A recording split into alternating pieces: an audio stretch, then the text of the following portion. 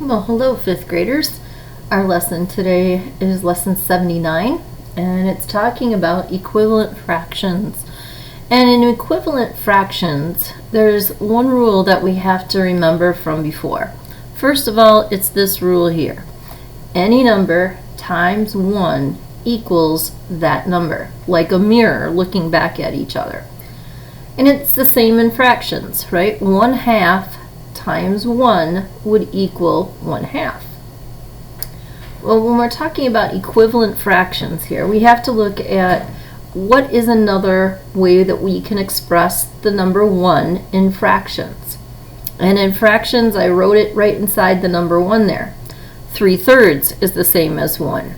We have anything where the denominator and the numerator are the same. So 7/7 is the same as 1. 5/5 is the same as 1. 100 over 100 is the same as 1. Because when the top and bottom match, that is one whole, right? If I drew it as a picture, if I had this right here, I have 1, 2, 3, 4, 5, 6 pieces in 1, so 6 is my denominator. And if I look at this, if I have this piece, if I had all these pieces of the pizza, then I have 6 pieces out of 6 pieces, or one whole pizza. So when we're doing equivalent fractions, we're basically taking a look and trying to make a fraction that's exactly the same as 1/2, but has a different denominator. So let's take a look at how we do this. In a previous lesson, we learned that when we multiply fractions together, we multiply the top together. 1 times 3 equals 3. 2 times 3 equals 6. We learned how to do that in a previous lesson. Now, if it's addition, that's a different story. But with multiplication, that's what we do.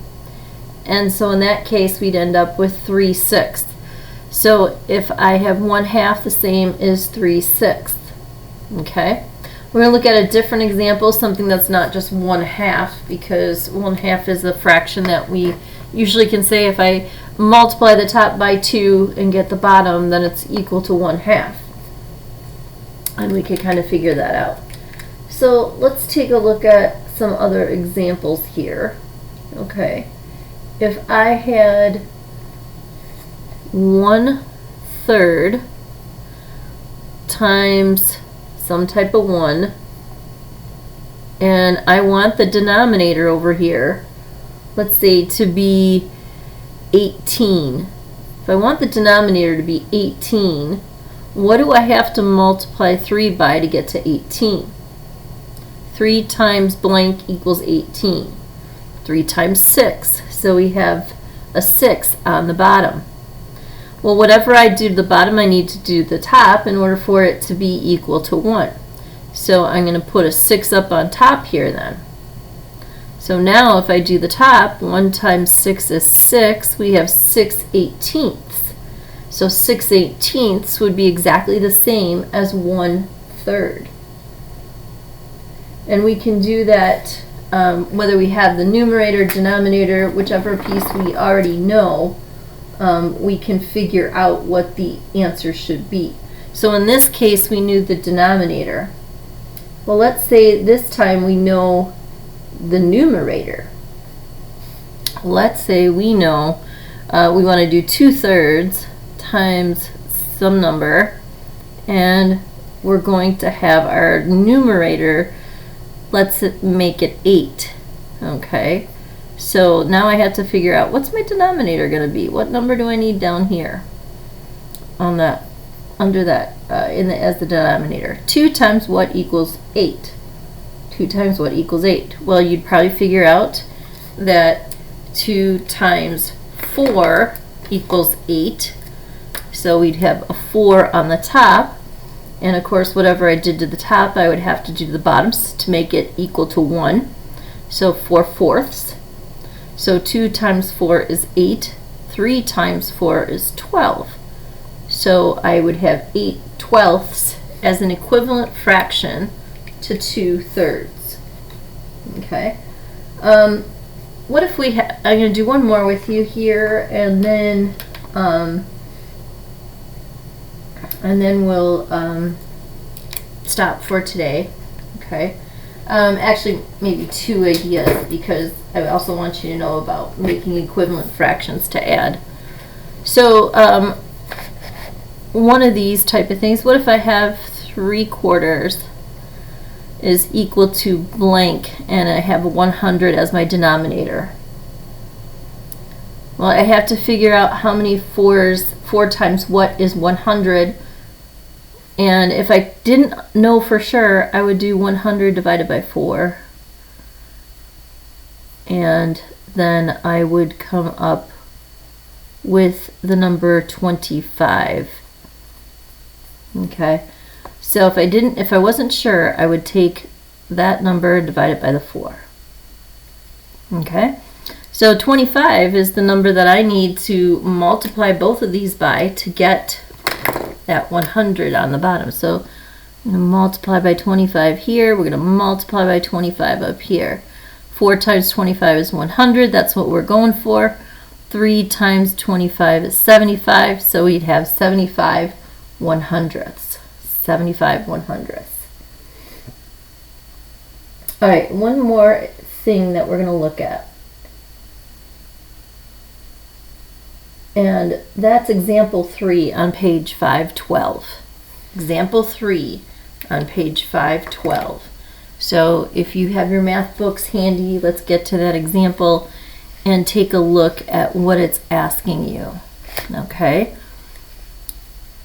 Now, it's a multi-step problem, so we want to take one step at a time. The first step, it says, is write a fraction that is equal to 1/3 that has a denominator of 12. Equal to 1/3 has a denominator of 12. Okay, so that's the first thing I'm going to do. 3 times what equals 12? 3 times 4 equals 12. So because I did that to the bottom, I'm going to do it to the top. 1 times 4 is 4, so I have 4 12ths, and I'm going to write it down here. All right, the second step it asks me to do is to write a fraction that is equal to 1/4 that has a denominator of 12. Equal to 1/4 has a denominator of 12. So when I look at that, I say, okay, I go from 4 times 3 equals 12. So up here I have to do the same thing. 1 times 3 equals 3. And so I have 3 12ths. Now it says write the sum of the two fractions you made. The sum. So sum means to add them together. So I'm going to add them together. 4 12ths plus 3 12ths equals 7 12ths. Now remember, when you're adding, the denominator does not change. You want to have it be the same. You can't do the 1/3 plus 2/4 or anything like that. You want to make sure that the denominators are the same when you add or subtract. And so 12 is our denominator. Then we have 4 plus 3 equals 7. And so we get 7 12ths. And so we can do the multiplication to make the equivalent fractions like we did here, and then we can add them together because they have the same denominator. Okay, and that's the lesson piece I want to do today. You do have a worksheet with different problems that have different situations, like 3/9 equals blank. And maybe you have maybe there's a 18 down here. So you do 3 times 2 equals 18. So then we have to times that by 2, and that would give me 6/18. Okay. And you can, if the larger one is first, then just do it reverse. So let's say I have 7/21 and then is equal to something, and I have a 3 over here.